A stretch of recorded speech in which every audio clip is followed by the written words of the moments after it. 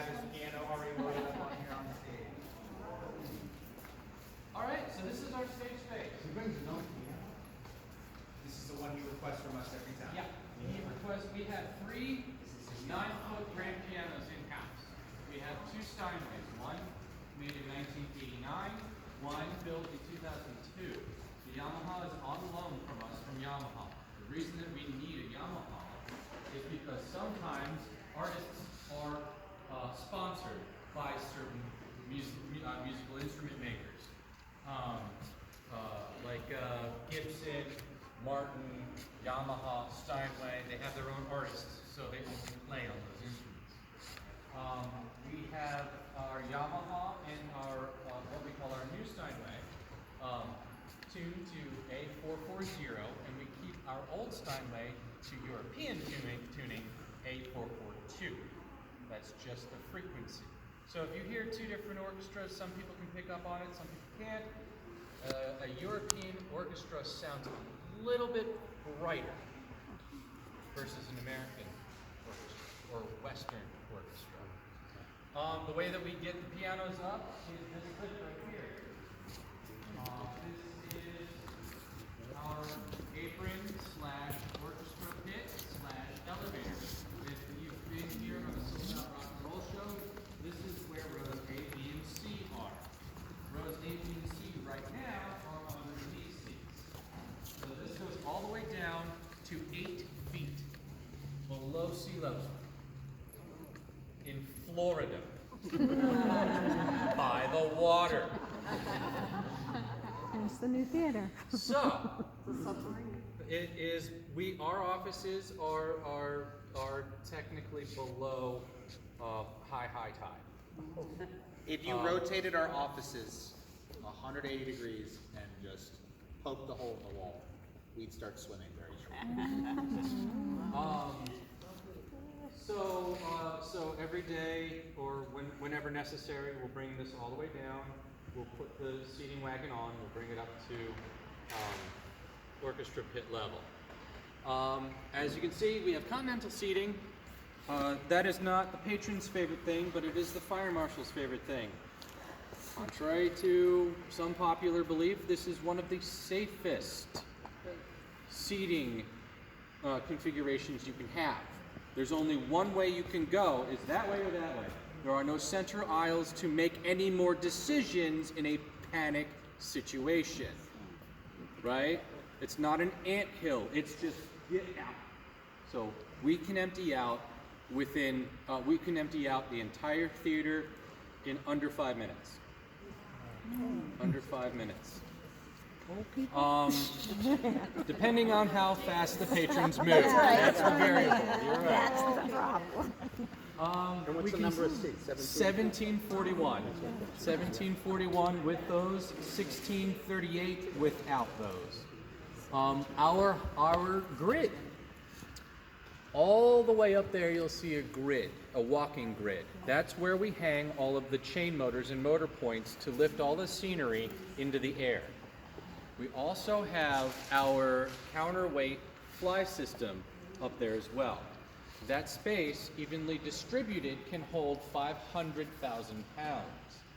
And that's how we get all of the scenery, all of the other things that need to be built, second tiers, Hamilton's catwalks, all of that, that's how we lift it into the air. When Jersey Boys came, we had everything flown. We had automation, we had the orchestra, we had the stage manager's booth, we had dimmer beach being when lighting comes in, they need a place to plug in all those lights.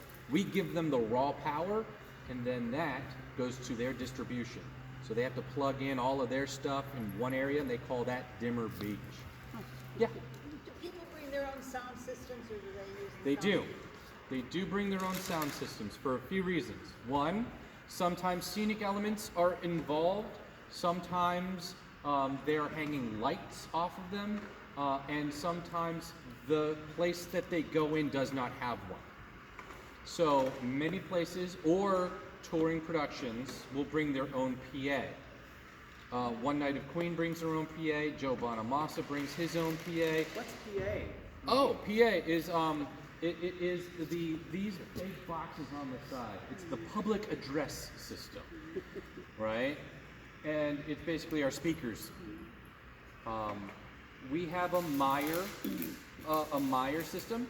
Meyer being one of the larger producers of sound systems out there. It is from 2005. It is already approaching its end of life. Just like a laptop computer. Just like a laptop computer, when you buy it, in 5 years it's obsolete. In 1 year it's obsolete. So, that goes the same with our technology. We have a lighting console. Our lighting console is from 2015. It's a Grand MA console. We also have an Ion console that just controls the lights, that tells the lights what to do.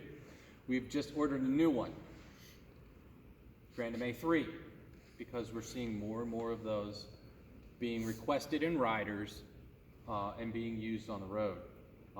So we want to keep up with the times so that A, we don't have to rent that equipment, so we make sure that we have it in-house, and we also have redundancy in case our Grand MA 2 goes down, which it has before in the past. There's one little tiny button battery that controls a lot of information, and when that battery goes dead, you have a $60,000 paperweight. So we have to make sure we know how to change those things and keep up with the times. Yeah.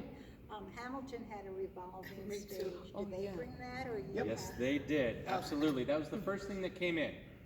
So, the way that Hamilton works is that tour, there are 2 tours out right now, Angelica and Philip. We had the Philip tour, and each one of those tours has an identical set, and they have 2 of them. They have 2 identical sets at the same time. So we had 2 semi-trucks parked over there for 2 weeks. Then the day before the other trucks came, we brought all that stuff in. That was all the chain motors, that was the revolve, right? That was the revolving stage. And basically that's a bunch of steel bolted together with casters, upside down casters, on which they put all the decking. The next day, they had the green and orange tour. We got the orange tour. The green tour is being trucked somewhere else, while the orange tour is here. And the crew comes in, and we load in that show. So everything's pretty much identical, but they do use some of the show-to-show stuff. So when we load everything out, there are some trucks that go first, and they go to the next place where the identical advanced trucks that we had the day before they came in are already there. That's a big logistical thing. You have to make sure, you have to make sure your drivers know where they're going, what truck they've loaded, because they don't drive the same truck all the time.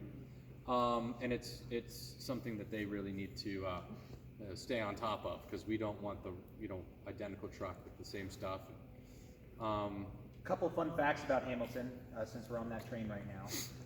So each of the turntables, how Nate said there are 2 identical, not even including the one that's on Broadway, right? So there's technically 3. The turntable alone, just to have that sit right here, that cost $1 million for them to make.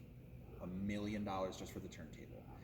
Second fun fact, each truck of Hamilton, right, when we're talking about how many trucks, for logistical cost, each truck per week, $20,000 a truck for Hamilton's cost. So if you do the math, 9 trucks, $20,000 each, $180,000 a week just on trucking for Hamilton.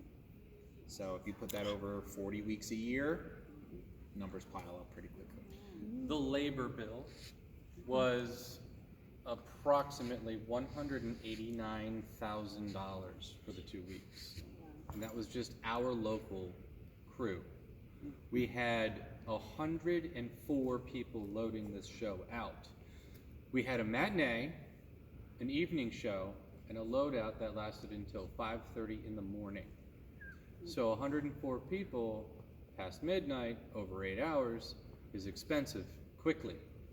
But we're lucky enough to have a really fantastic local, and all of that money stays in this local economy. So it's an amazing business to be in. What's the date for the new one? Not that, No idea. no idea. No So idea. everything will stay here for them. But any of this going over there? There is a committee, Purple Ribbon Committee. There's people above my pay grade that are going to try to decide what to do with this place, but it's not going anywhere. No. I don't think it's going anywhere. Have they decided on a site? What kind of day? They're working right now. The process is they're in communication with the designer, the chosen designer. They're negotiating that contract. That's all they're doing right now. But it's like, We were here last night for Elton John. Uh huh. It didn't get out until 9:45 last night. So how long does it take to actually get everything reloaded? The loadout, Yeah, the loadout was probably 2 hours. about an hour and a half, yeah, Yeah, hour and a half, 2 hours. So the math on that is, the basic saying is, we will load you in, but we will throw you out. The load-in for Hamilton took over 3 days. There was an advanced day for 8 hours, there was a load-in for 10, and then there was a load-in continuation and first show. That was over the process of 3 days, and we loaded them out in 6.5, 8 hours. But you said the Lion King had how many trailers? 19? The Lion King had 19. A lot of that was wardrobe. Hamilton was a humongous amount of wardrobe. All period specific, all duplicates, all costumes must be able to fit other people. I mean, they have to be tailored to their specific people. So if a swing came in and they had their costume and needed to be repaired or taken in or tailored, they all do it right here. All right here. They worked, the stitcher alone, who is just the person that came in and basically did all of the stitching, the local person, worked 40 hours a week, just stitching. That's all they did. And ironers, they call them parchment pressers, and the parchment is basically like the vests and the pants and the coats. And then they had shirt pressers. They worked 8 hours a day, just pressing steam. When the Lion King came in, our loading dock turned into the puppet hospital, and every day they had a puppet call because inevitably something was going on with the puppets. There were many duplicate Zazus. There were a lot of, they called them puppet parking garages. So because we don't have that much space in comparison to a Broadway stage that everything's loaded in and then it's done, when everything's loaded in here, it comes in something. So we have now just doubled the footprint of space we need. We need the thing and we need the box that came in. So we had to do a huge dance on backloading and unloading the empty boxes on the trailers just to fit the stuff in here. And the show deck went almost to the very edge of our fly rail and well past, almost to the red paint over there. So it's a very wide show deck.